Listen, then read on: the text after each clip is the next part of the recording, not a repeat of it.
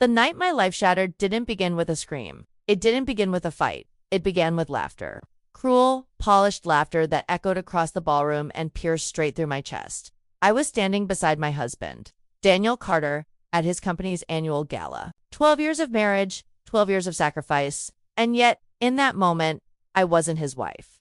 I wasn't his partner. I was the joke of the night. One of the women, tall, blonde, wrapped in a gown stitched with crystals that sparkled under the chandeliers, leaned toward her friend and whispered, loud enough for me to hear, "That's his wife. She looks like she borrowed her dress from a thrift shop." The words slammed into me, my breath caught, my hands trembled. But worse than her insult was what came next. Daniel laughed. Not nervously, not politely. He laughed like he agreed. His arm slipped from around my waist as if even touching me might embarrass him. My husband, the man I had carried through storms, stood there smirking at the joke, at me. I wanted to disappear. My heart begged me to run, but my pride held me still. I excused myself with a smile that cracked at the edges and walked toward the bathroom, each step heavier than the last. Behind the locked door of a bathroom stall, I broke. Tears rolled hot and relentless down my cheeks. I pressed my palm over my mouth to muffle the sound. For years, I had been his shadow, his anchor, his everything. I had worked double shifts so he could finish school. I had sold my grandmother's ring so he could pay off a loan. I had gone hungry so he could eat. And now? Now I was a punchline in his world of wealth and power. But grief quickly hardened into something else. I looked into the mirror above, the sink mascara streaking my face, and I didn't see weakness anymore. I saw silence. The dangerous kind of silence. The silence of a woman who had been underestimated for far too long. I wiped my tears, reapplied my lipstick, and whispered to my reflection, "This ends tonight." When we got home, Daniel didn't notice the storm building inside me. He was too busy on his phone, grinning down at his glowing screen. I didn't ask who he was texting. I already knew.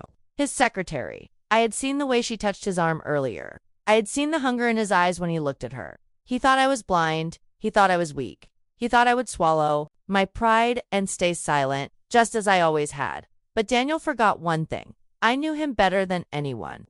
I knew his habits, his passwords, his secrets. I knew the skeletons rattling in his closet because I had helped him hide them. And now I would use every single one of them against him. As he drifted to sleep that night, his back turned to me, I lay awake, staring into the dark. My chest no longer ached from humiliation. My veins burned with purpose. Revenge, not loud. Desperate revenge. No. I wanted the kind of revenge that would carve him open quietly, piece by piece, until he was standing in the ruins of the empire he built on my sacrifices. I turned my head toward him, studying the man who once swore he loved me, the man who laughed while strangers mocked me, and I whispered, "By the time I'm finished, you'll wish you never met me."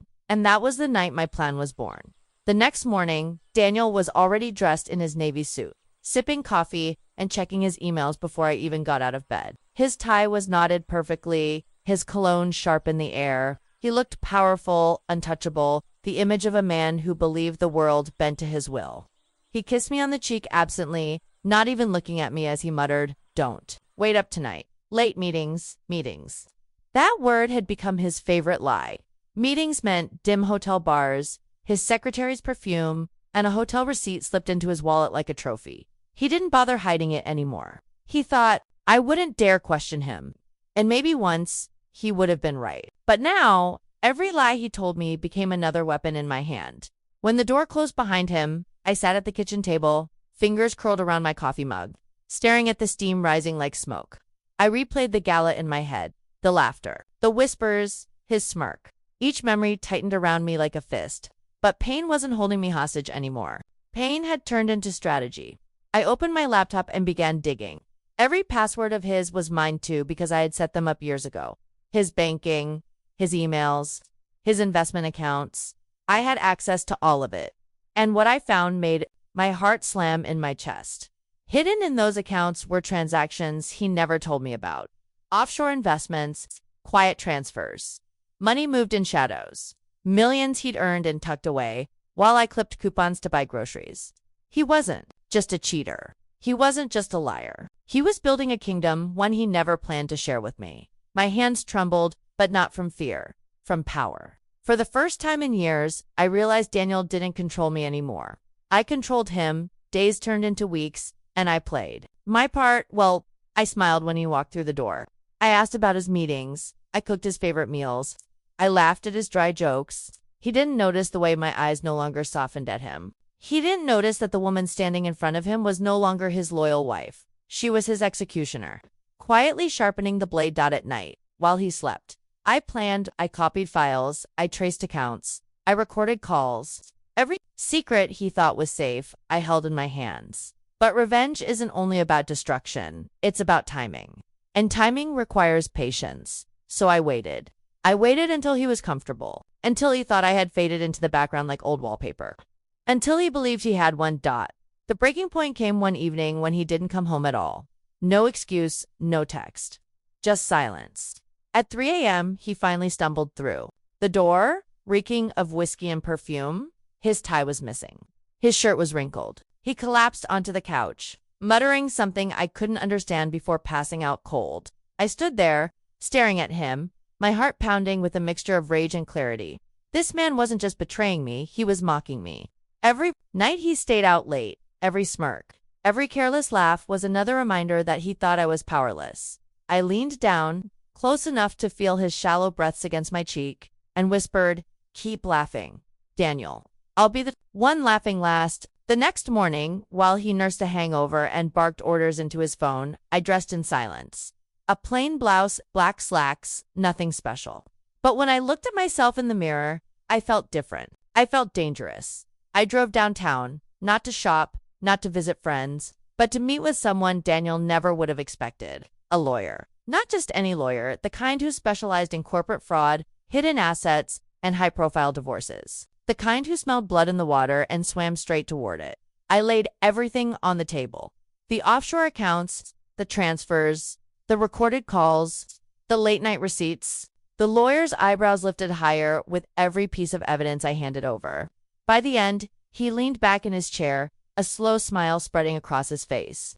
"Mrs. Carter," he said, "by the time we're done, he won't just lose you. He'll lose everything." Walking out of that office, sunlight hitting my face, I felt something I hadn't felt in years. Power, freedom, hope. I wasn't the woman in the clearance rack dress anymore. I wasn't the joke whispered about in glittering ballrooms. I was the storm gathering on the horizon, and Daniel had no idea it was heading straight for him.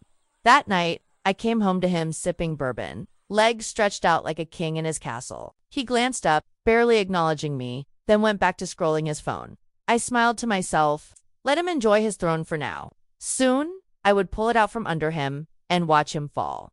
And as I poured myself a glass of wine, I thought, the game has already started. Daniel, and the board is mine. The day of the board meeting arrived like a storm disguised as sunshine. Daniel had been pacing around the house all week, grinning into his phone, boasting about the new deal that would make him untouchable. He thought he was on the brink of greatness. He didn't know that brink was the edge of a cliff. That morning, he tied his tie with extra care, whistling as he admired himself in the mirror. "This is it," he said, flashing me that arrogant smirk. "The big one. By tonight, I'll be 10 times richer." I kissed his cheek lightly and whispered, "Good luck, darling." He didn't notice the steel in my eyes. He didn't see the faint smile tugging at the corner of my lips as I watched him leave for what he thought was his victory.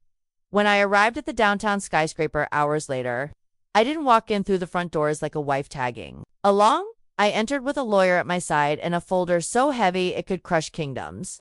My heels clicked against the polished marble floors, echoing like a countdown clock. Inside the boardroom, Daniel was already holding court. His voice boomed with confidence as he waved around charts and graphs. The directors leaned forward, nodding, impressed by the show he was putting on. He spotted me in the back of the room and frowned, just for a second, before covering it with a smile.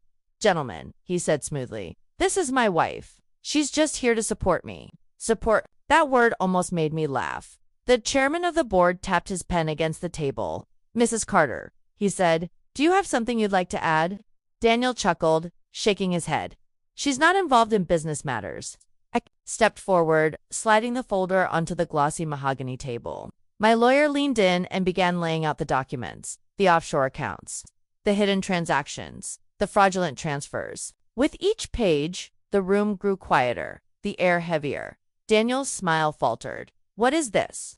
he demanded, his voice rising. This, my lawyer said calmly, is evidence of fraud, embezzlement, and concealment of assets. Your wife has been very helpful in bringing it to light. All eyes turned to me. I didn't flinch. I didn't blink. I simply looked at Daniel and said, I told you once, Daniel, I would be the one laughing last. The room erupted. Some directors whispered urgently. Others slammed their hands against the table, furious at the betrayal. The chairman's face was red with rage.